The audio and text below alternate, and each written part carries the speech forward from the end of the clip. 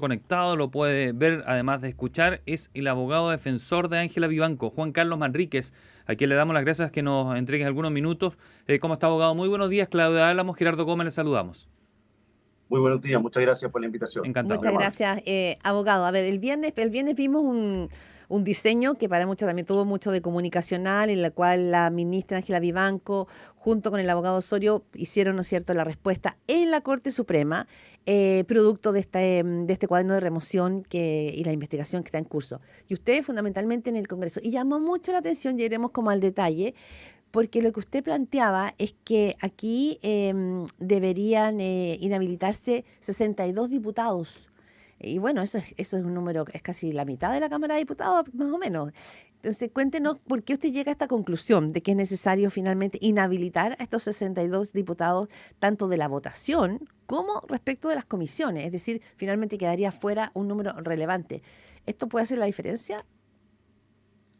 Mire, una de las cosas más importantes que nosotros hemos reclamado en este procedimiento es la falta de acceso cabal a una situación equiparada y equidistante de quienes tienen que juzgar a la señora Viván. Primero, nos hemos encontrado con un vendaval y un cúmulo de opiniones anticipadas que ni siquiera conocían los hechos y menos habían leído nuestros descargos. Entonces, el reglamento de la Cámara de Diputados tiene una norma expresa en el párrafo del deber de los diputados, deberes de los diputados. En esa regla, en la letra B, en el número 2, se dice expresamente que deben actuar en todo minuto con imparcialidad, independientemente que la Cámara actúe como un simple trámite de admisibilidad y no como Mm. jurado como lo actúa el Senado. Entonces, cuando usted adelanta opiniones, incluso sin siquiera leer la acusación porque no estaba ni redactada, y en segundo término, ni siquiera se ha leído los descargos, y usted dice que ya tiene convicción para rechazar, perdónenme, pero eso no resiste ningún análisis. Entonces, cuando 5 diputados a mí me emplazan y me dicen, oiga, esto es una ignorancia supina, léase Sí, la Constitución, el reglamento. eso es lo que le respondió la diputada Carmen Hertz. Dijo que lo suyo era una ignorancia supina, Sí, y y que otras tenía que personas leer la también. Constitución Política del Estado, la ley orgánica del Congreso, para no hacer Por el cierto, ridículo, dijo ella. bueno, yo creo que quienes lamentablemente están en esa hipótesis son aquellos que no han leído su propio reglamento ni la Constitución. El artículo 8 dice expresamente que el principio de probidad se expresa, dentro de otras, por el actual imparcial. Y además no hay que olvidar que, por ejemplo, cuando yo representaba a Jadwe, la señora Hertz ha mantenido exactamente la posición contraria a la que hoy día está señalando. Porque evidentemente para mí el debido proceso y las garantías y la imparcialidad son para todos, de derecha, de izquierda, sea cualquiera la opción sexual que tenga, la raza, la religión. A mí eso me va en segunda mano. Lo que me interesa es que cuando a alguien le están pasando la máquina del sistema, uno tenga que de alguna u otra forma hacer el equilibrio que la Constitución permite, y eso está en el inciso segundo del artículo Claro. quinto y en el 19.3 de la Constitución, y se llama debido proceso. Por tanto, yo creo que, como dijo por allí el profesor Prince Miola hace tiempo, hay muchos que hablan de la Constitución y no han abierto siquiera la tapa. Mm. Abogado Manríquez, entonces, en base a lo que usted nos dice, desde el punto de vista político nomás, para que se entienda, desde el punto de vista político, la suerte de Ángela Vivanco en el Congreso ya está echada. Todavía no han leído ni sus descargos y ya la tienen echada, ¿no?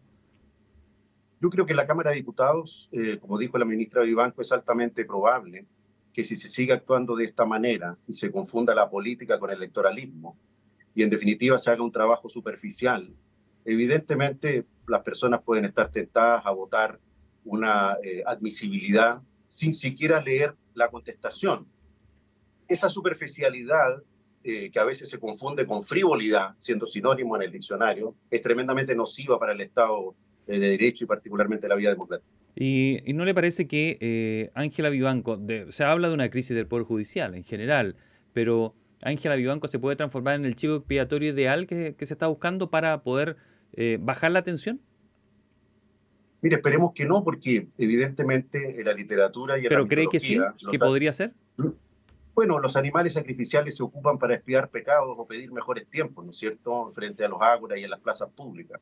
Nosotros creemos que la señora Vivanco es una persona con derechos que ante todo tiene que ser juzgada, oírla con mesura, con ponderación, con distancia, sin reacciones emocionales, que es lo que uno puede ver, y en el fondo dejando de lado algo bien importante. ¿Ah? Los congresistas no responden a ellos mismos ni a Mm. sus proyectos políticos, responden a sus electores. Entonces, la señora Vivanco primero tiene que ser juzgada, lo que no ha ocurrido. Y en segundo término, incluso dentro de la excelentísima Corte, lo razonable habría sido que se abriera un expediente, como ha ocurrido en Sí. otros casos, con igualdad de derechos. Sí, Parte de lo que está abogado, ocurriendo. sí, abogado Juan Carlos Manrique, abogado defensor de Ángela Vivanco. A ver, usted plantea los dos puntos. Para terminar y cerrar el tema de las acusaciones constitucionales en el Congreso, y ya vamos, ¿no es cierto?, a la Corte Suprema. Cuando se plantea esta acusación constitucional, no se plantea desde la nada. Para plantear esto de como de animal de sacrificio, sino que se hace en base a investigaciones y en base a un cuaderno de remoción que la propia Corte Suprema, a través de una comisión de ética, llegó a la convicción de 7 puntos. Y de 7 puntos de acusaciones todas, bueno, yo sé que la han respondido y ella misma lo ha hecho una por una, pero son 7 acusaciones que vienen desde el corazón del Poder Judicial, es decir, de la Corte Suprema. Y lo segundo es que cuando uno pide inhabilitar a 62 parlamentarios, muchos acusan de que lo que se busca aquí es amordazar a quienes están denunciando actos de corrupción, porque también al poder político le corresponde hacer acusaciones, es legítimo que las hagan cuando hay sospecha de actos de corrupción. Mire, Sí, los diputados y diputadas son inmunes por los delitos de expresión que cometan en sala comisiones. Y eso yo lo he defendido incluso miles de veces. No es solo su derecho de expresión, sino que pueden decir lo que se les venga en gana en sala de comisiones porque están amparados por el fuero. Y eso les da una impunidad total. Pero fuera de la sala de comisiones, el deber es de actuar con imparcialidad, racionalidad y justicia. Entonces, ¿qué le quiero decir en esto? La verdad es que no hay ninguna investigación, ni ningún hecho probado. Mire, si usted analiza las 4 vías por las cuales se están estableciendo estos hechos, son las mismas 7 fotocopias del CIPER, el mostrador y otras 2 fuentes por las cuales se construye un escándalo. Y se dice que estos chats con Hermosilla darían cuenta de hechos acreditados. Y yo le puedo decir que sí los conozco porque sí he leído todo. Son 409 contactos, 9 de interés, 3 que han sido descontextualizados. Y de eso nadie se preocupa porque estamos en un problema de una justicia de titular de pirámide invertida al revés. Usted en el tribunal de Twitter pone una bajada, pone una franja, la gente se convence y nadie cambia de opinión. Y la verdad es que uno esperaría que personas cultas, ponderadas, estudiosas, razonables, se dieran el tiempo para leer y darse cuenta, como lo hemos pedido, por ejemplo, el viernes a la Fiscalía Nacional, que lo razonable es juntar esas 4 vías, por ejemplo, en el área penal, y darse cuenta de que en verdad ninguno de esos hechos hoy día se encuentra aprobado. En consecuencia, ¿qué es lo que hace el Parlamento y los demás? Lo que dicen es, mire, tenemos estas conjeturas que emanan de estas filtraciones periodísticas y entonces nosotros creemos que eso es cierto. Mire, eso es extremadamente peligroso y lo reitero. pero, Porque en el pero fondo usted la está poniendo Corte, en la balanza pero un abogado, termómetro y un barómetro. sí, abogado, ¿Sí? pero perdóneme, lo que está en juego y lo que se cuestiona es por una investigación de una comisión de ética del Poder Judicial. Esto, a ver, primero, el rol de la prensa en muchos de estos casos ha sido fundamental para poder poner luz en zonas oscuras. Creo Eso no que, está en cuestión. ya, yo creo Ustedes que tienen el interés periodístico de por estar eso, cubiertos pero por no, y no ley, quiero hacer con esto inconveniente. una defensa gremial porque qué lata, sino que simplemente el rol de la prensa en esto ha sido clave porque hemos podido ver hebras de situaciones muy irregulares que han sucedido en nuestro país. Eso es una cosa. Y lo segundo es que la Corte Suprema no hizo esto desde la frivolidad ni desde el Tribunal de Twitter, sino que y desde una investigación de una comisión de ética hizo una formulación de siete puntos. Usted me podrá dar ahora la explicación de cada uno de ellos, pero de lo que se le acusa a la ministra Vivanco es de haber establecido tráfico de influencia, de que hay chat que muestran a Luis Hermosilla pidiéndole, ¿no es cierto?, saber en qué sala va a estar y haber influido en algunos fallos. No es esto, digamos, una gaseosa, no son burbujas gaseosas, sino que son un detalle que presenta la excelentísima Corte Suprema. Bueno, parafraseándolo a usted misma, Serrat dice que cuando usted toma esas pompas de jabón, se rompen en las manos. No, No lo sé, que le quiero no decir es hubiera que las resistido. acusaciones no son gaseosas, ¿no? Para que no me dé vuelta el argumento. No, le contesto derechamente. Mi colega Osorio hizo un análisis muy profundo de estos 7 cargos, uno por uno. Y usted puede darse cuenta de que en verdad ahí no ha existido un procedimiento. A nosotros no nos han entregado las evidencias, no nos han entregado ni siquiera un expediente completo con firmas, con nombre, con gente que se haga responsable de declaraciones. Tenemos 1 o 2 testigos sin rostro que dicen ser ministros de otras cortes. No se ha respetado incluso una vez data ordenado judicialmente con una orden que disponía custodiar las comunicaciones privadas. Y además hemos reclamado que dentro incluso del procedimiento de la Comisión de Ética no se ajustó ni siquiera su propio autoacordado. El colega Osorio lo describió de una manera no solo contundente, sino que extremadamente clara. Entonces, de ahí que hemos solicitado que se lleven adelante audiencias públicas para que se conozca el verdadero mérito. Porque lo que usted describe es lo mismo que se viene describiendo hace un mes. Esto es, y reitero, y valorando exactamente lo mismo. Esas 4 filtraciones de prensa, pero nadie se ha detenido a leer cuál es el contexto, los detalles ¿Abogado? y las respuestas a cada cargo. Usted escucha al abogado Juan Carlos Manrique, abogado defensor de la jueza Ángela Vivanco, conversando en Primera Pauta.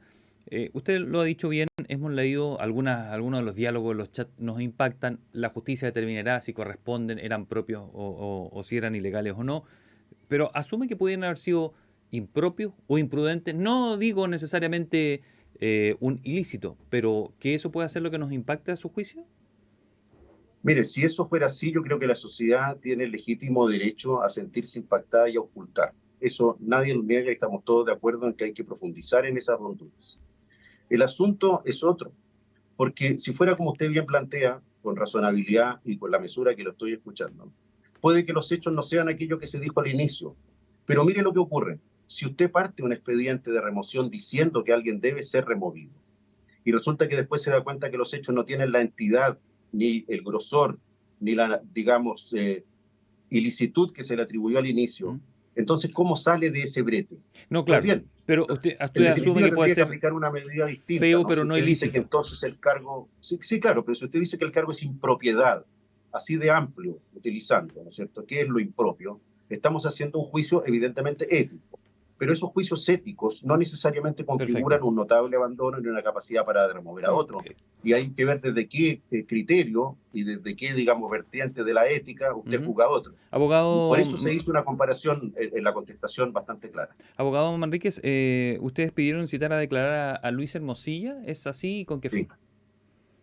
Pedimos que declarara específicamente por 2 cosas. Lo primero es que solicitamos al Ministerio Público que, como usted sabe, hay distintas investigaciones, además penales, donde distintos diputadas y diputados han presentado acciones en los tribunales de justicia que han tenido que ser distribuidas a distintas fiscalías regionales, a Los Lagos, a Valparaíso, hay otra en la Centro Norte, etcétera. Y probablemente puede que lleguen otras, porque en definitiva no solo la señora Vivanco ha sido blanco de estas acciones que nosotros estimamos son tardías, porque no habiendo ejercido los recursos en su minuto, han presentado querella años más tarde. Usted tiene que saber que aparte de estas 2 ministros o 3, hay otros 7 ministros y otros 4 abogados integrantes de la Corte Suprema querellados por prevaricación, inclusive de aquellos otros que hoy día siguen en el Pleno.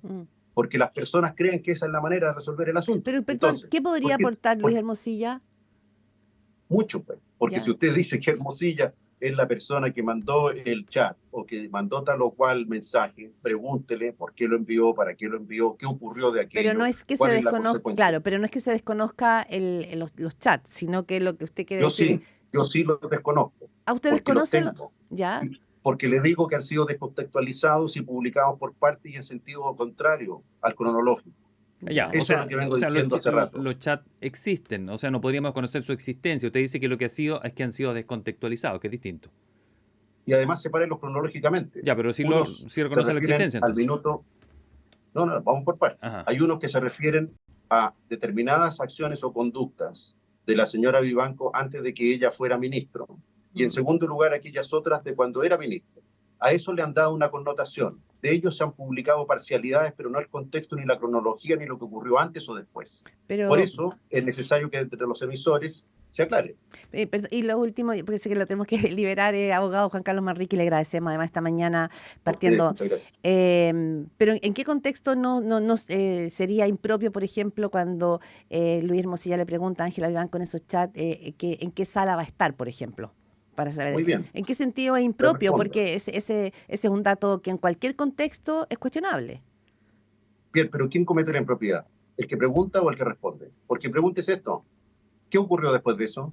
¿Qué es lo que le dice la ministra? Le dice, mira, si la sala lo pide, de acuerdo al procedimiento reglado, entonces, si me mandan, voy. Y eso no ocurrió, la sala no lo dispuso, ella no fue, no se integró a ninguna sala, y si hubiera ido, habría resuelto en derecho, en el fondo, sin torcer la ley. Porque recuerde algo, en la última aparición pública de la ministra señora Vocera, ella dice que cuando agrega 7 cargos, la duda de la Corte ya no es por aplicación torcida de la ley, sino que por cuestiones procedimentales de orden y cronología y velocidad en la sala. Y nosotros en nuestra contestación hemos probado que en las otras salas de la Corte pasaba lo mismo. Y lo último, perdona, me llamó la atención que ella señalara al juez Sergio Muñoz como una persona que habría estado informado respecto de todo el accionar de la ministra Vivanco.